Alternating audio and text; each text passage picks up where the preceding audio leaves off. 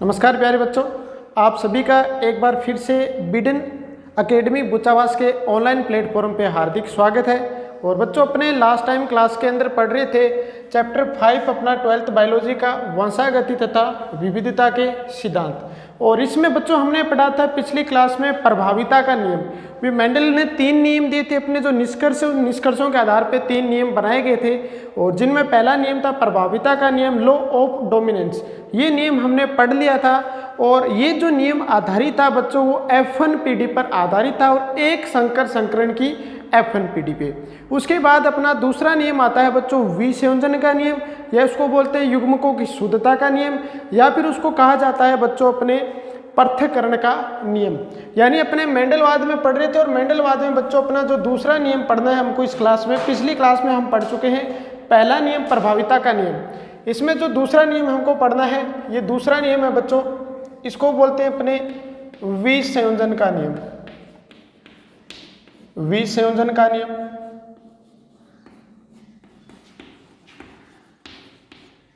या इस विसंयोजन के नियम का दूसरा नाम है बच्चों पृथक्करण का नियम।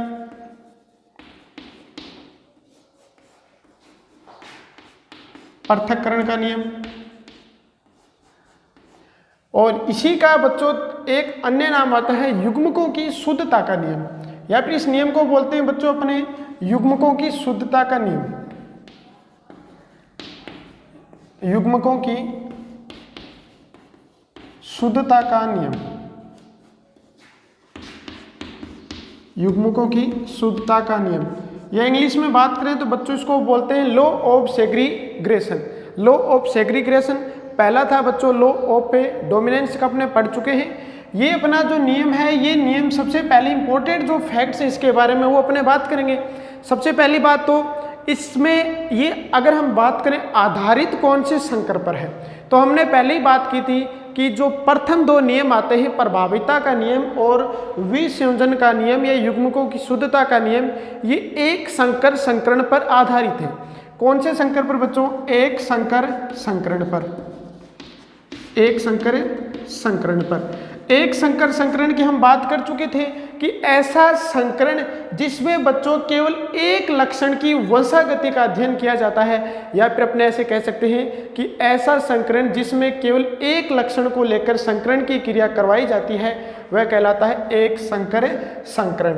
अब देखो यहाँ पर थोड़ा सा चेंज होगा, ये एक संकर संकरण पर तो आधारित है, लेकिन एक संकर संकरण की भी बच्चों 2 पीढ़ियाँ होती हैं। F1 पीढ़ी होती है और F2 पीढ़ी। F1 पीढ़ी को अपने बोलते हैं बच्चों प्रथम संतानीय पीढ़ी। प्रथम संतानीय पीढ़ी।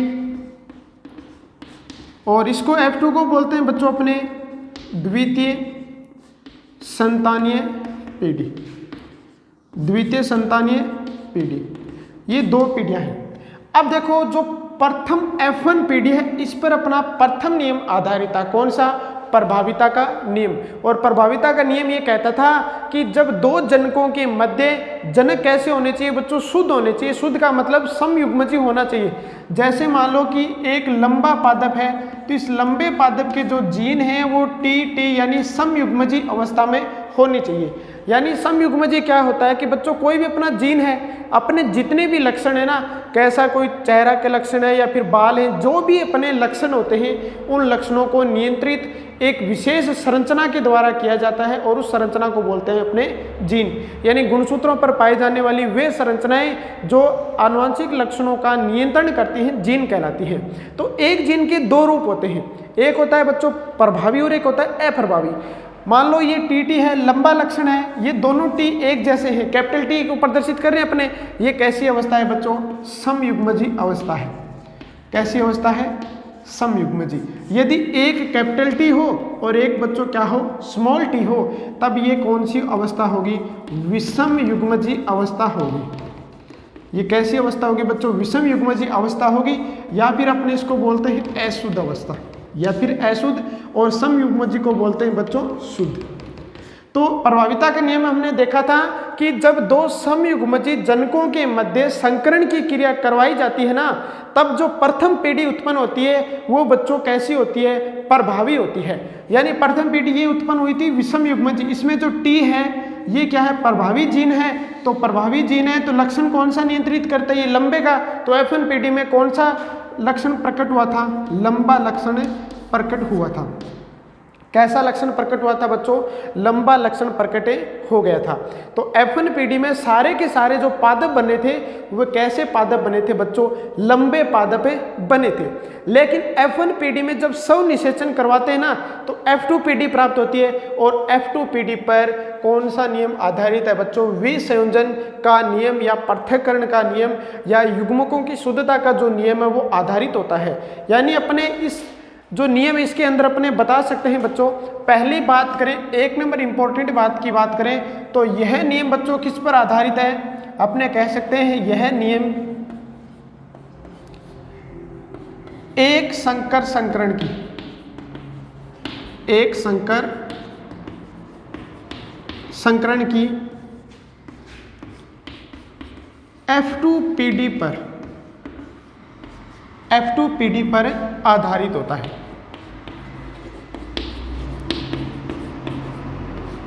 F2 पीढ़ी पर क्या होता है बच्चों, आधारित होता है।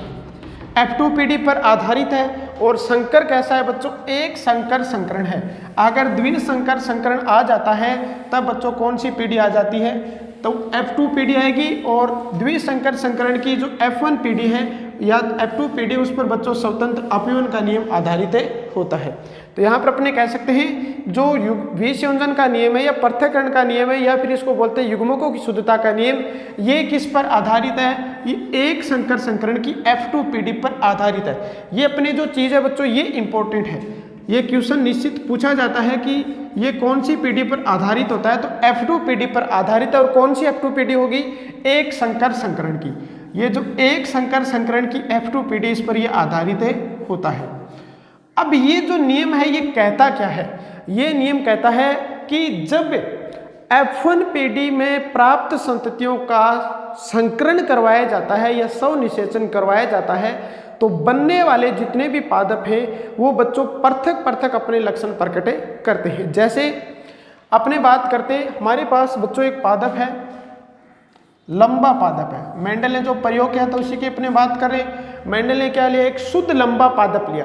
शुद्ध लंबा पादप है तो इसको किससे प्रदर्शित करेंगे, अपने कैपिटल टी से प्रदर्शित करेंगे, शुद्ध लंबा पादप है। और एक लिया बच्चों शुद्ध बोना पादप, शुद्ध बोना पादप है तो इसको अपने स्मॉल टी से प्रदर्शित करेंगे। अब गैमेट्स बनाने आने चाहिए आपको। गैमेट्स बनाने के लिए यहाँ पर अगर एक होता अलग होता, ऐसे होता ना, एक कैपिटल टी होता है एक स्मॉल टी होता, तो इसके दो गैमेट्स बनते, टी और टी बनते। लेकिन जब एक जैसे हैं तो बच्चों इसका कितना गैमेट्स बनेगा, एक ही गैमेट से बनेगा। तो इसके युग्मक बनाते हैं तो इसका एक युग्मक बनेगा क्या, टी बन गया। इस टी से एक युग्मक बनेगा, टी बन गया। ये तो क्या है बच्चों, जनक पीढ़ी है। ये कौन सी पीढ़ी है बच्चों, जनक पीढ़ी। ये कौन सी पीढ़ी होती है, जनक पीढ़ी। अब ये क्या हो गए, युग्मक हो गए, युग्मक हो गई। जैसे अपने बात करें नर के अंदर शुक्राणु है और मादा के अंदर क्या होते हैं बच्चों, अंडाणु होते हैं, वो युग्मक हैं। और उसी प्रकार ये भी क्या हो गए, अपने दो युग्मक हो गए। इन युग्मकों के मध्य क्या करवाया बच्चों, निषेचन करवाया, संकरण करवाया। तो यहाँ पर एक कैपिटल टी आ जाएगा और एक बच्चों क्या आ जाएगा, स्मॉल टी। यहाँ पर देखो जो पादप बने थे वो उसमें क्या था, कैपिटल टी था और स्मॉल टी था। लेकिन जब F1 पीढ़ी प्राप्त हुई तो ये कैसे बच्चों, ये विषम युग्मजी अवस्था में प्राप्त होती है। यानी इसकी अगर हम बात करें तो अशुद्ध लंबे, अशुद्ध लंबे पादप, अशुद्ध लंबे पादप, सारे के सारे बच्चों कैसे हैं, अशुद्ध लंबे पादप हैं। अशुद्ध लंबे पादप प्राप्त हुए हैं तो लंबे, क्योंकि ये जो टी है यहाँ पर, ये जो टी देख पा रहे हैं ना, ये टी क्या है, कैपिटल टी। और कौन से लक्षण को प्रभावित कर रही है, लंबे लक्षण को। तो और ये प्रभावी होती है, तो प्रभावी होती है तो F1 पीढ़ी में अपना लक्षण प्रकट करेगी। ये पीढ़ी कौन सी है बच्चों, इसको अपने बोलते हैं F1 पीढ़ी, F1 पीढ़ी। यानी जनक से प्राप्त होने वाली प्रथम संतति पीढ़ी क्या कहलाती है? F1 पीढ़ी या प्रथम संतानीय पीढ़ी कहलाती है। यहां तक ये प्रभावी लक्षण है वही प्रकट हो पाएगा F1 पीढ़ी में। ये नियम कौन सा कहता है बच्चों? प्रभाविता का नियम था। लेकिन जब अपने बात करेंगे विसंयोजन का नियम तो इससे आगे स्टार्ट होगा। तो विसंयोजन के नियम में क्या होगा? एक तो ये हो गया, इसके साथ सव निषेचन करवाते हैं, तो सव निषेचन करवाएंगे तो एक इसी प्रकार की F1 पीढ़ी और लाएंगे। भी एक F1 पीढ़ी तो इससे प्राप्त होगी। एक मान लो कोई और जनक है, यहां पर अपने क्रॉस करवा देते हैं, यहां पर एक और जनक है, एक और जनक है, तो इससे भी प्रथम जो TT प्राप्त हुआ है उसको यहाँ पर ले आते हैं और दोनों के मध्य क्या करवाएंगे बच्चों? सव निषेचन करवाएंगे। अब सव निषेचन करवाएंगे तब यहाँ पर देखो गेमेट्स बनेंगे, यानी यहाँ पर अपने कह सकते हैं सव निषेचन करवाने पर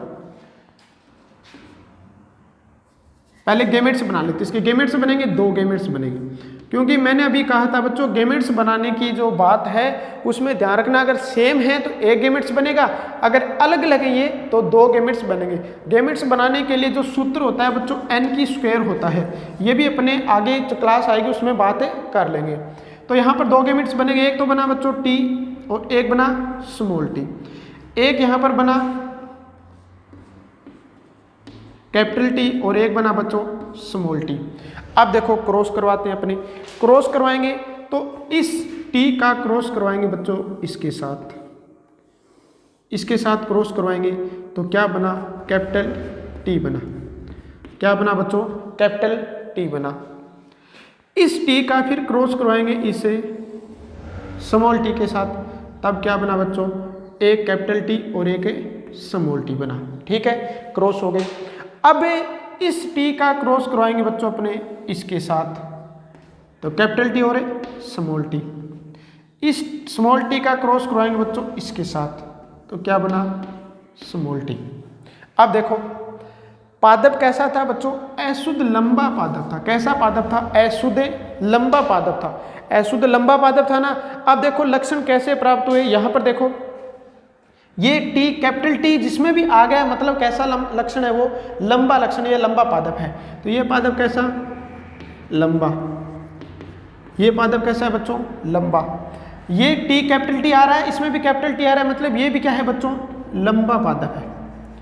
ये भी कैसा पादप है? लंबा पादप। और ये भी कैसा पादप है? लंबा पादप। लेकिन यहाँ पर कैसा प्राप्त हो गया बच्चों?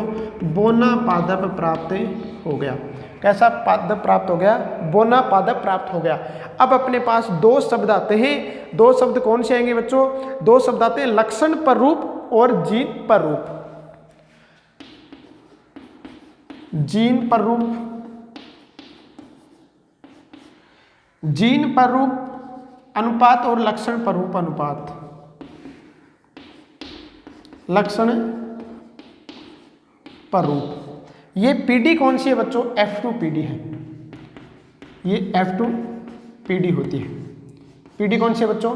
F2 पीढ़ी है। अब यहां पर देखो ये कैसा प्राप्त हुआ? लंबा लंबा लंबा। बाहर से हम पादप को देखेंगे तो बच्चों पादप कैसा प्राप्त होगा? लंबा प्राप्त होगा और बोना प्राप्त होगा।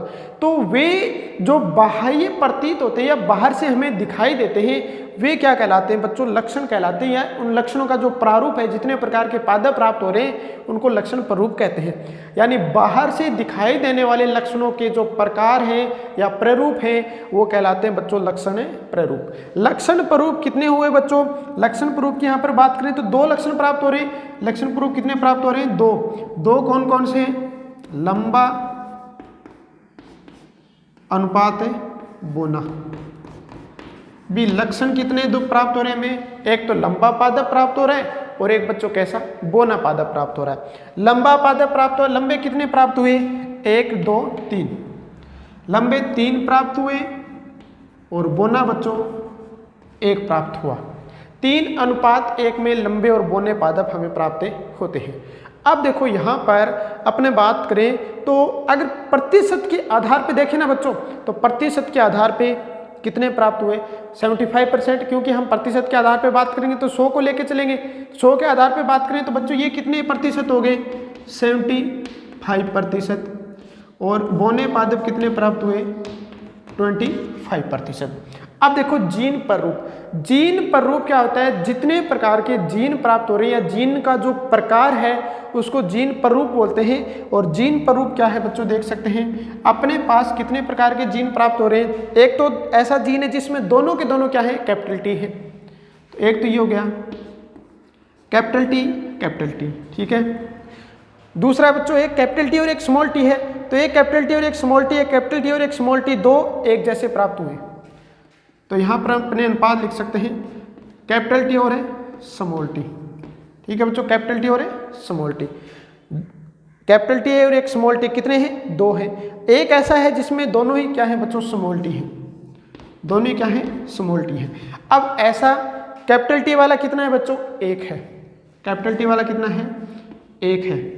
दूसरा एक कैपिटल टी और एक स्मॉल टी, एक और एक, ये दो है, ये दो, अनुपात है एक, ये हो गया इसका जीन प्ररूप अनुपात। यानी एक अपने बात करें पृथक्करण या विसंयोजन नियम में, तो ये नियम किस पर आधारित है, F2PD पर आधारित है। और ये जो द्विसंकर संकरण है, अगर हमसे पूछता है कि द्विसंकर संकरण का लक्षण प्ररूप अनुपात कितना है, तो बच्चों 3:1 होता है। और अगर हमें पूछे कि एक संकर संकरण का द्वितीय पीढ़ी का जीन प्ररूप अनुपात क्या है, तो बच्चों 1:2:1 होता है। ये आपको समझ में आ गया होगा। ये जो क्या है बच्चों, एक संकर संकरण की अपने बात कर रहे हैं, तो एक संकर संकरण के अंदर लंबा पादप बोना पादप, इनका मध्य क्रॉस करवाया, तो F1PD में सारे के सारे पादप कैसे प्राप्त हुए बच्चों, लंबे प्राप्त हुए। और लंबे कैसे, अशुद्ध लंबे प्राप्त हुए, अशुद्ध लंबे प्राप्त हुए। अब इनके मध्य हमने क्या करवाया, स्वनिषेचन करवाया, तो F2PD के अंदर कौन सा पादप प्राप्त हो गया बच्चों, बोना पादप प्राप्त हो गया। यानी अब यहाँ पर अपने कह सकते हैं कि जो बोना लक्षण था वो बच्चों शुद्ध रूप से साथ में गमन कर रहा था। क्योंकि अगर मान लो ये शुद्ध रूप से पृथक नहीं रहता तो ये अपना लक्षण प्रकट ही नहीं कर पाता, F2PD में प्रकट नहीं कर पाता। मान लो यहाँ पर F1PD में प्रभावी लक्षण कौन सा था बच्चों, ये था, प्रभावी लक्षण कैपिटल टी वाला था, तो अपना लक्षण प्रकट कर रहा था। लेकिन ये जो स्मॉल टी है ये अप्रभावी था, तो अपना लक्षण प्रकट नहीं कर पा रहा था। लेकिन क्या था, साथ साथ में शुद्ध रूप से गमन कर रहा था। लेकिन जब F2PD आती है तो F2PD के अंदर बच्चों दोनों के दोनों जब एक स्मॉल टी मिल जाते हैं, यानी शुद्ध रूप से मिल जाते हैं, तब बच्चों अपना लक्षण प्रकट कर देते हैं। तो ये नियम क्या कहलाता है बच्चों, विसंयोजन या पृथक्करण का नियम कहलाता है। तो विसंयोजन या पृथक्करण के नियम के अनुसार क्या कह सकते हैं अपने, ये कह सकते हैं कि इस नियम के अनुसार एक संकर संकरण की F2PD में जितने भी जीन हैं वो अपना प्रभाव प्रकट कर पाते हैं, या युग्मकों के निर्माण के समय जो जीन है वो पृथक पृथक युग्मक में चले जाते हैं, यानी युग्मकों का क्या हो जाता है, पृथक्करण हो जाता है। या अपने ऐसे कह सकते हैं कि जो युग्मक है वो अपनी शुद्धता बनाए रखते हैं, इसलिए इसको क्या कहते हैं, अपने शुद्धता का नियम कहते हैं। यानी इस नियम में अपने क्या कह सकते हैं, इस नियम में कह सकते हैं कि जब F2PD प्राप्त होती है तो इस F2PD के अंदर ये जो गैमेट्स हैं, ये जो गैमेट्स हैं ये अपने क्या करते हैं, शुद्धता प्रदर्शित करते हैं या फिर पृथक पृथक हो जाते हैं। यानी अपने कह सकते हैं इस नियम के अनुसार, इस नियम के अनुसार सभी जीन अपनी शुद्धता बनाए रखते हैं, अपनी शुद्धता बनाए रखते हैं। अर्थात F2PD के लिए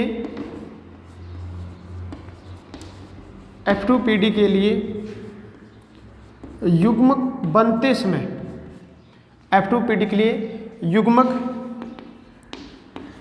बनते समय जीन पृथक पृथक युग्मकों में चले जाते हैं, युग्मकों में चले जाते हैं और F2PD में अपना लक्षण प्रकट करते हैं, अपना लक्षण प्रकट करते हैं, अपना लक्षण प्रकट करते हैं। यानी एक तो क्या है, जो युग्मक है वो अपनी शुद्धता बनाए रखें, यानी इस नियम के अनुसार सभी जीन अपनी क्या करते हैं, शुद्धता बनाए रखते हैं। यहाँ पर जो अपने पास शब्द आ रहा है कि कौन सा बच्चों, शुद्धता बनाए रखते हैं, भी शुद्धता बनी हुई है, इसलिए इसको क्या कहते हैं, युग्मकों की शुद्धता का नियम। ये मान लो कि यहाँ पर जो ये टी है ये अपनी शुद्धता नहीं बनाए रखता, तो F2PD में यहाँ पर अपना लक्षण प्रकट नहीं कर पाता। तो युग्मक क्या बनाए, अपनी शुद्धता बनाए रखते हैं। दूसरा यहाँ पर देखो, यहाँ पर जो युग्मक है ये युग्मक है और एक ये युग्मक है, जब ये पृथक इनसे युग्मक बनेगा तो बच्चों अलग अलग हो जाएंगे। ये क्या हो जाएगा, इनका पृथक्करण हो जाएगा या विसंयोजन हो जाएगा, तब इसको अपने क्या कहेंगे, विसंयोजन का नियम या फिर पृथक्करण का नियम। ये नियम क्या कहता है, फिर से एक बार सुन लो। इस नियम के अनुसार F1PD में तो बच्चों जो प्रभाविता का नियम पहले पढ़ा था वो तो क्या कह रहा था कि F1PD में केवल वही लक्षण प्रकट हो पाते हैं जो क्या होते हैं बच्चों, प्रभावी होते हैं। लेकिन उसके आगे ये दूसरा नियम है, ये नियम क्या कहता है कि F1PD में जब स्वनिषेचन करवाया जाता है तो बच्चों युग्मक पृथक हो जाते हैं और F2PD में समयुग्मजी अवस्था में या शुद्ध अवस्था में अपना प्रभाव प्रकट करते हैं। यहाँ पर युग्मक शुद्धता अपनी बनाए रखते हैं, इसलिए इसको शुद्धता का नियम कहते हैं या युग्मकों की शुद्धता का नियम कहते हैं। लेकिन युग्मक बनते समय ये क्या हो जाते हैं बच्चों, पृथक हो जाते हैं, तब इसको पृथक्करण का नियम या विसंयोजन का नियम कहते हैं। ये किस पर आधारित है, ये F2PD पर आधारित है और एक संकर संकरण की F2PD पर आधारित है। अब इसमें जब अपने बात करें कि अगर युग्मक शुद्ध नहीं हो तब यहाँ पर बोलने पादप प्राप्त होने का चांस ही नहीं था। यानी अपने कह सकते हैं कि ये युग्मक है, ये अपनी शुद्धता बनाए हुए हैं, लेकिन जब समयुग्मकीय अवस्था आती है तब ये अपने लक्षण को प्रकट कर देते हैं। या अपने शॉर्ट में या सामान्य भाषा में अपने बोलना चाहिए ना तो ऐसे कह सकते हैं कि मान लो दो ऐसे व्यक्ति हैं जो एक तो तकड़ा मोटा व्यक्ति है और एक कमजोर व्यक्ति है।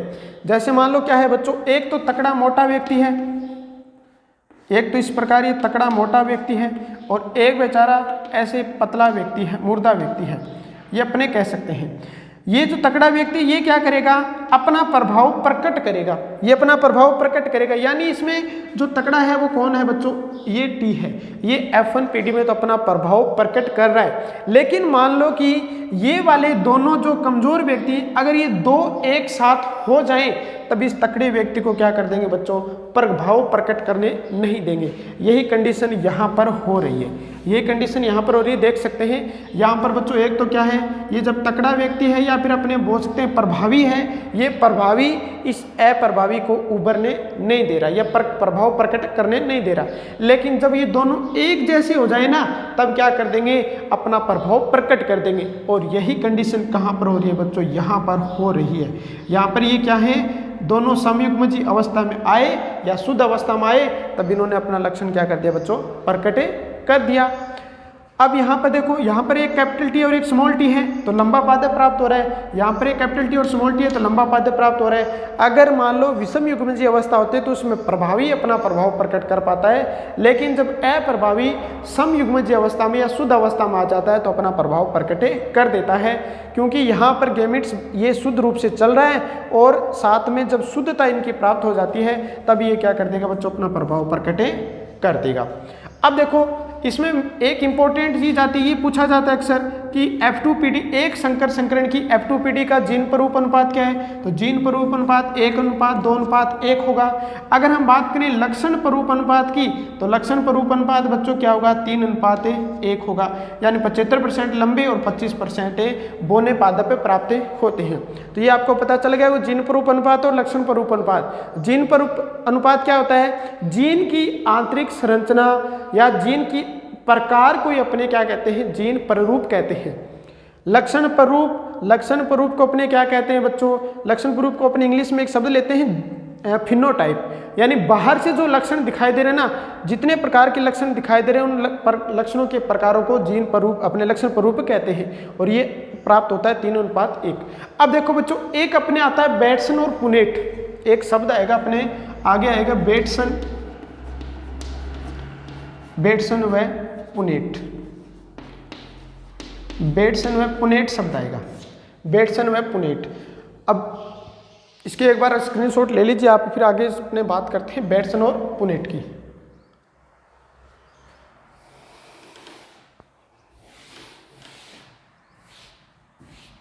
अक्सर ये प्रश्न पूछा जाता है बच्चों, बेट्सन और पुनेट वर्ग को समझाइए। बेट्सन और पुनेट वर्ग को समझाइए, या फिर बेट्सन और पुनेट स्क्वायर को समझाइए। तो अपने शब्द आता है बच्चों बेट्सन व पुनेट वर्ग। बेट्सन व पुनेट वर्ग। अब ये बेट्सन और पुनेट वर्ग क्या है, ये दो वैज्ञानिक थे, एक बेट्सन था और एक पुनेट था। इन दोनों ने क्या किया, ये जो अपने लाइनों के द्वारा क्रॉस करवाया है उसको एक स्क्वायर के द्वारा यानी एक वर्ग के द्वारा इस प्रकार प्रदर्शित किया था, और इसको कहा जाता है अपने बेट्सन और पुनेट वर्ग। यहाँ पर इस प्रकार से अपने कर सकते हैं, एक साइड अपने को लेना है मादा युग्मक और एक साइड लेना है अपने को नर युग्मक। इस प्रकार से ये नर युग्मक होगा, ये मादा युग्मक। अब अपने बात किसकी कर रहे हैं बच्चों, एक संकर संकरण की कर रहे हैं। तो एक संकर संकरण के अंदर हमारे पास गैमेट्स कितने प्राप्त हो रहे हैं, कैपिटल टी और एक स्मॉल टी। यहाँ पर अपने कैपिटल टी ले लेंगे और यहाँ पर अपने क्या ले लेंगे, स्मॉल टी। इसी प्रकार मादा की बात करें तो बच्चों यहाँ पर अपने क्या ले लेंगे, कैपिटल टी ले लेंगे और स्मॉल टी ले लेंगे। अब आपको करना कुछ नहीं है, इन दोनों को गुणा करके लिखना है। यानी ये टी है और ये टी है, तो अपने पास क्या लिख देंगे बच्चों, दोनों कैपिटल टी आ गई। कैपिटल टी आ गई मतलब पादप कैसा प्राप्त होगा, लंबा प्राप्त होगा। अब इसको और इसको एक साथ मिला के लिखना है, तो ये कैपिटल टी और एक स्मॉल टी। अब कैपिटल टी है तो ये कैपिटल टी कैसी है, प्रभावी है, तो पादप कैसा होगा बच्चों, लंबा प्राप्त होगा। इसी प्रकार इस टी और इस टी को लिखना है, तो ध्यान रखना जो प्रभावी होता है वो पहले लिखा जाता है। अगर आपको ऐसे पता नहीं चलता है तो अपने एक पुष्प के लिए लेते हैं बैंगनी कलर के लिए बड़ा डब्लू लेते हैं, और अपने सफेद पुष्प के लिए छोटा डब्लू लेते हैं। तो जो प्रभावी होता है उसको पहले लिखा जाता है। तो यहाँ पर टी है तो इस टी को पहले लिखेंगे और स्मॉल टी को बाद में लिखेंगे। अब यहाँ पर देखो कैपिटल टी है तो पादप कैसा है, लंबा प्राप्त है। उसके बाद स्मॉल टी और स्मॉल टी, इस प्रकार से स्मॉल टी और स्मॉल टी आ गया। तो इसको बच्चों अपने पादप जो प्राप्त होगा वो कैसा प्राप्त होगा, बोना प्राप्त होगा। अब अपने कह सकते हैं अपने पास चार पादप प्राप्त हो रहे हैं। चार पादपों में जो लंबे पादप हैं वो कितने हैं बच्चों, 3 है, और बोने पादप है वो कितना है बच्चों, 1 है। यानी अनुपात कितना है, 3:1। या फिर अपने प्रतिशत के आधार पे बात करें तो ये 75% हो गया और ये 25% हो गया। चीज़ ये वाली है यहाँ पर भी, लेकिन एनसीईआरटी में यही क्वेश्चन पूछा जाता है कि बेट्सन व पुनेट वर्ग के आधार पर एक संकर संकरण की F2PD को दर्शाइए। तब अपने को प्रदर्शित करना है ये वाला। अगर डायरेक्ट पूछते हैं तो अपने इस लेख जो आरेख है इसके द्वारा प्रदर्शित कर सकते हैं, लेकिन बेट्सन और पुनेट के द्वारा पूछे तो अपने को ये चेकर बोर्ड बनाना होता है। इसको अपने चेकर बोर्ड भी बोलते हैं, इसको चेकर बोर्ड भी कहा जाता है। तो अपने चेकर्ड बोर्ड शब्द आ सकता है, या फिर बेट्सन और पुनेट वर्ग ये शब्द भी आ सकता है। तो ये था अपना बच्चों दूसरा नियम, विसंयोजन का नियम, और या इसको पृथक्करण का नियम या युग्मकों की शुद्धता का नियम कहते हैं। अब अपने पास आता है बच्चों तीसरा नियम, जिसकी अपने नेक्स्ट क्लास में बात करेंगे, लेकिन तीसरे नियम के बारे में थोड़ा सा अपने देख लेते हैं। ये आता है अपने पास स्वतंत्र अपरिवहन का नियम। स्वतंत्र अपरिवहन का नियम। बस अपने यहाँ पर जो 2 नियम पढ़े हैं वो बच्चों एक संकर संकरण पे आधारित हैं, लेकिन ये आ जाता है डाई हाइब्रिड क्रॉस यानी द्विसंकर संकर पे, द्विसंकर संकरण पे। तो ये अपने जो स्वतंत्र अपरिवहन का नियम है ये इंपॉर्टेंट है और ये काफ़ी बड़ा है, इसको अपने पढ़ेंगे नेक्स्ट क्लास में। आज जो अपने पढ़ा है जिसमें अपने दूसरा नियम पढ़ा था जो एक संकर संकरण पे आधारित है, और पीडी कौन सी थी इसकी, F2PD। ये 2 इंपॉर्टेंट चीज़ें याद रखना, F2PD पर आधारित होता है और एक संकर संकरण पे आधारित है। तो ठीक है बच्चों, आज की इस क्लास को हम यहीं पे विराम देते हैं। अपनी नेक्स्ट क्लास में मिलेंगे इस तीसरे नियम के साथ, और इसमें से अगर कोई डाउट हो तो आप हमें कमेंट कर सकते हैं। धन्यवाद।